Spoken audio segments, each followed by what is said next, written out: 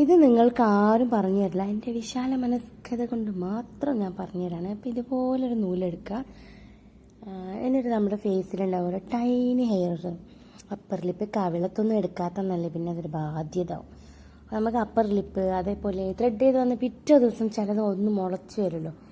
അപ്പോൾ അങ്ങനത്തെ സമയത്തൊക്കെ നമുക്ക് എന്ത് ചെയ്യാം, ഇതേപോലെ ഒരു ത്രെഡ് എടുക്കുക.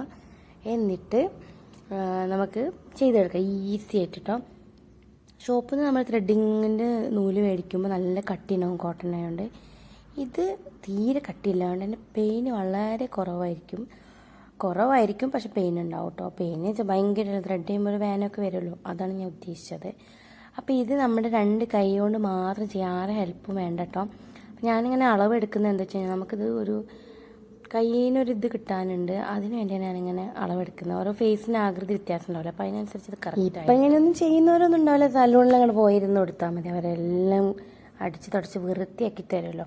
പക്ഷേ ചില സമയത്ത് നമുക്ക് പോകാൻ പറ്റില്ല. ഇപ്പം ഞാനൊക്കെ നിൽക്കുന്ന ഏരിയയിലൊന്നും സലൂണൊന്നുമില്ല, കുറേ പോകണം. അപ്പോൾ ഇങ്ങനത്തെ പരിപാടിയാണ് ഏറ്റവും എളുപ്പം.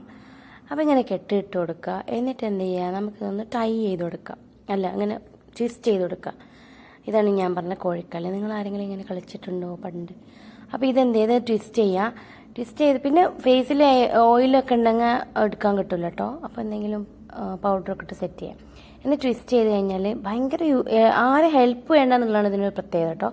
എന്നിട്ട് നമ്മളൊന്ന് പുഷ് ചെയ്തിട്ട് ടൈറ്റ് ചെയ്ത് കൊടുക്കുക, മസിൽ എന്തെങ്കിലും പറിച്ചെടുക്കുക.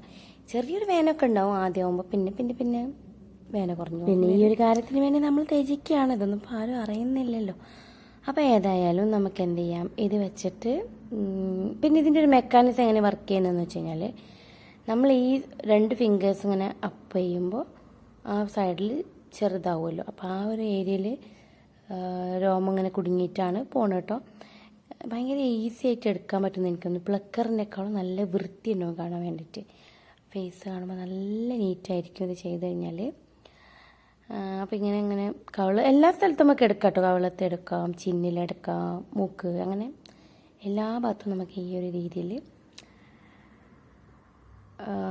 ത്രെഡ് ചെയ്തെടുക്കാം. അപ്പോൾ ഇത്രയേ ഉള്ളൂ. പിന്നെ ഞാനിപ്പോൾ ചെയ്ത് കാണിക്കാമെന്ന് വിചാരിച്ചു, പക്ഷേ എനിക്ക് ജലദോഷം ഉള്ളതുകൊണ്ട് തുമ്മിക്കൊണ്ടേയിരിക്കും. ബാക്കി പിന്നെ കാണിച്ചു തരാം.